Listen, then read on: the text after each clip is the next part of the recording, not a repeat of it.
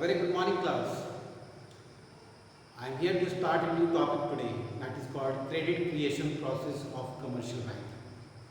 We are here to learn about how do a commercial bank mobilizes the capital that we deposit in it.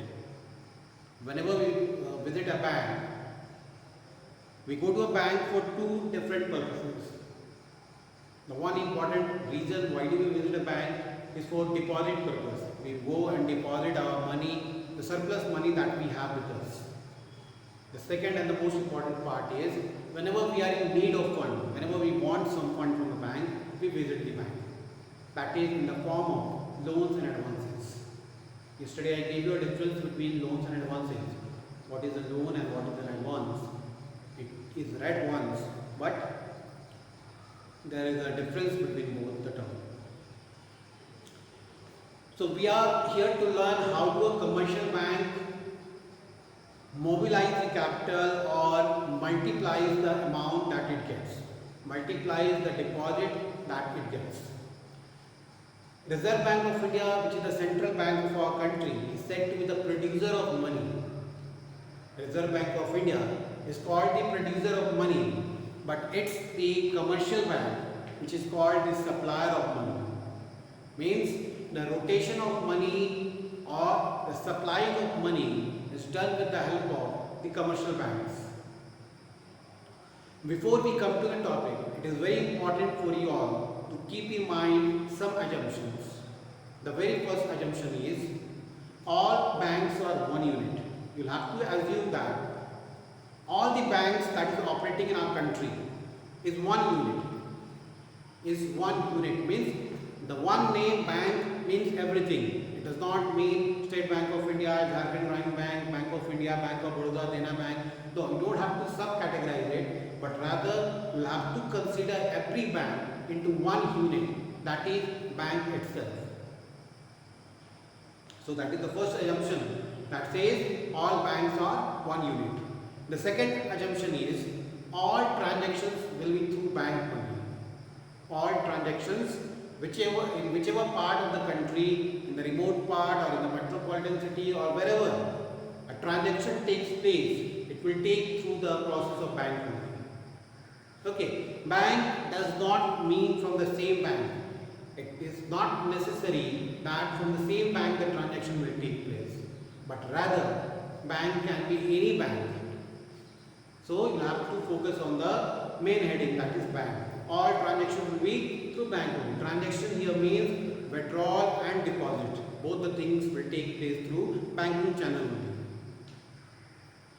I hope both assumptions are clear to all. All banks are one unit. All the transactions will take place through bank only. Okay, there is no other way through which a transaction can take place. Now, transaction, for example, if you go and buy a safety pin, a very small unit safety pin, you have to pay rupees 1 or rupees 2.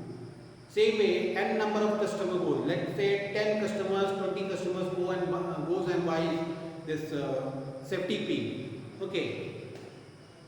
At the end of the day, there will be a transaction which the shopkeeper or the retailer will receive. That money he will forward it to the wholesaler, who will in return supply him again the goods. That money wholesaler will supply to the manufacturer. So that process of supplying will take place with the help of bank. That is why it says all transactions will take place through bank only. There is no other mode of transaction. Either deposit or withdrawal has to undergo through a banking channel. Now there is a concept of LRR. Central bank is known as the monetary authority. It is the one which takes care of all the monetary transactions taking place in our country. Okay, so the Reserve Bank of India prescribes a ratio or a rate which every bank needs to maintain with itself. We can assume that the LRR for the current year is 20%. LRR for the current year is 20%. The third assumption which I am taking, the LRR for the current year or current month is 20%. LRR stands for Legal Reserve Requirements. Somewhere you will read Legal Reserve Ratio. Both the things are correct. Legal reserve requirement or legal reserve ratios, both the things means the same. So what it here, RBI says that 20% of the total deposit that a bank receives must be maintained with itself, with the bank itself. Whatever deposit a customer gives, let's say for example, I've done the calculation, not why it's spread to me. Let's say a customer goes and deposits rupees 1000. 1000 is deposited into the bank. Out of this 1000, there will be two ratios. One will be 20%, other will be 80%. 20% is the ratio which a bank has to maintain with itself. Means whatever deposit has been made in the bank cannot reimburse everything in the form of loans and advances. But rather 20% of it has to be maintained with the bank. So 20% of 1000 is rupees 200, which a bank must maintain with itself. Why? The reason is, it is the money of the customers and they may demand anytime. That is why the deposits are even called as demand deposits. They can be demanded at any particular point of time. So whenever it is demanded, the bank must be in a position to pay back to the customer without any difficulty, without any breakage. Now rest of the 80% of the amount, out of 1000, 20% have been maintained by the bank, and rest of the 80%, that is 800 rupees, will be sanctioned or will be issued as a loan. Means bank is free to issue the loan to the customers. And talking about the practical aspect of it, there are one important source of earning for the bank. How do a bank earn money? Is through the loans and advances that it gives to the customers. See, whenever you deposit your money, you receive an interest on it. That interest rate at the current time is 4%. If you have a saving account, whatever you deposit in it, you receive a 4% rate of interest from the bank side. Bank gives you interest of 4%. Okay. Now, whenever you go and ask for a loan, bank gives you a loan and charges an interest on it. What is the rate of interest at current time? It is 11%. Bank, when you deposit, it gives you 4%. When the bank gives to you, it charges 11%. So difference between both 11% and 4% is the 7%, which is the core income for a bank, through which it maintains it all operational cost, salaries to staff, all the expenditure that a bank does is maintained from that. One source. Other source is, whenever a person gets a loan, bank multiplies that loan many times. Now, come to the practical aspect of this example. Here I have written case number, or you can say customer number, deposits, LRR, loans. This I have cut. I will tell you the reason why. Case number, deposits, LRR, loans. Case number or customer number. Suppose customer number 1 goes to a bank and deposits rupees 1000. The moment he visits a bank, he deposits rupees 1000. The moment he deposits in his account, 4% interest will be added on. Means the bank will give him 4% interest because he has deposited a money to the bank. Okay. Out of that 4%, 20% of the LRR has to be maintained by the bank. 20% here means that out of 1000, 200 rupees will be maintained by the bank, because a customer who deposits money may demand it at any point of time. Now you may have a question, sir, we have deposited rupees 1000, but how it is that bank maintains only 200? The customer may demand his full 1000. See, there is an answer to it. All the customers, there are n number of customers associated with a bank. It is not that all the customers who deposit their money, everyone demands at the same time, and everyone demands the full money. Okay, this is the first customer that a bank has maintained. Likewise, n number of customers will come throughout the day and bank will keep on maintaining. Out of, let's say for example, 100 customers, there are 5 customers who are demanding their money. Still the bank has a surplus balance of 95%. Okay, so that is why the ratio, the amount that the bank maintains looks smaller to the amount deposited. but it's not a game of one person, but multiple persons are involved, multiple customers are involved whose deposits are maintained with the banks. So in the first case, 20% is maintained by bank, that is 200, and the rest of the 800 amount is issued in the form of loan. Now remember the assumption number 2. Assumption number 2 said that all the transactions will be through bank only. Now whenever a person gets a loan, will he keep it idle in the bank account, or he will start spending it? He may use it for his future development, for his business growth, for his self growth, whatever purposes he wants to use, he will have to spend it. And the moment expenditure takes place, it becomes again a part of income for the bank. Because the assumptions number 2 says all the transactions will be through bank only. Means whenever a transaction will take place, the bank will be involved. Okay, the ultimate person or the ultimate ground where the transaction will come is the banking channel.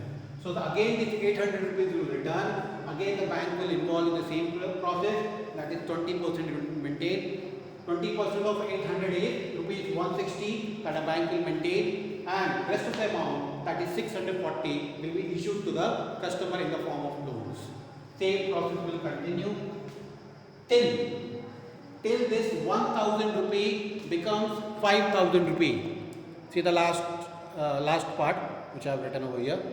Till this 1000 rupee becomes 5000, means what we can conclude is that this money has been multiplied 5 times. This money has multiplied 5 times. It was initially rupees 1000 only, but it has been multiplied 5 times now. And out of 5000, 1000 is issued or kept with the bank in the form of LRR, and rest of the 4000 is used as a loan. So this is what the ratio goes on. Now you may have a question, why is that the bank multiplies rupees 1000 to 5000 or only 5 times? Why is it that? Then there is a formula for it. You see the formula. There is a formula for it. It says money multiplier. Money multiplier. What the commercial bank is doing? It is multiplying the money. Okay. Money multiplier formula says 1 upon LRR. LRR is legal reserve ratio or legal reserve requirement. Now as for the formula, the assumption we have taken that LRR ratio, which is prescribed by Reserve Bank of India, is 20%. So come to the calculation part. 1 upon 20%, will remove this percent sign, 100 will come below. 1 upon 20 upon 100, when you will change the order, it will become 100 upon 20. 100 upon 20, when you cut it, it becomes 5. That means 5 times the money can be multiplied. That is why rupees 1000 has become rupees 5000. If the legal reserve ratio is increased, let's say it is increased to 50%, then the money will be multiplied twice, because the ratio will come, or the times will come, 2 times it will come. Okay, so it totally depends upon the LRR ratio. If the LRR ratio is less, bank will have a surplus fund to sanction loans. If the LRR ratio is more, bank will have lesser fund to issue loans. Okay, so there is an inverse relationship between LRR rates. Okay, whenever the RBI issues or RBI gives the rate, it is upon the general economic conditions, the inflow of money that is involved in the economy. If the inflow is not worthy enough, it is not favorable enough, then the RBI keeps on rising the rates. Okay. In the year 2016, on the 8th November 2016, when this demonetization was in action, RBI on a very strict note gave a notice to all the commercial banks that LRR ratio should be 100%. Means whatever is deposited should not be issued, but rather it should be maintained with the bank itself. There was no disbursal of loan during that time, September to November month. This was the indication to all the bankers that no loan should be issued for this periods. Okay, because bank was planning something bigger, that is why a strict note was, a message was passed on to every banker. It totally depends upon the LRR ratio, what amount is issued in the bank. And good amount of LRR ratio indicates a positive sign that everything is good in the economy. You can come and calculate through this, and you can come to know the position of the economy. It is whether it is growing, whether it is in good state or not. So this is the concept of credit creation or money multiplier. This is very important from the examination point of view. You must have a thorough understanding of this. In the examination, if it is asked, you will have to explain according to the table and accordingly use the formula and explain what is LRR, what is primary deposit, what is derivative deposit. Okay, primary deposit is the deposit which we make to the bank, that is in the form of cash, and derivative deposit is a deposit which a bank gives to us in the form of loans. Okay, it does not give us cash in the form. Whenever we go and apply for a loan, bank does not give us cash. Okay, rather it sends the amount to our account. Okay, so that amount is called derivative deposit. I hope it is clear to everyone. If you still have any doubts, you are free to put up your questions in the next video. Thank you, class.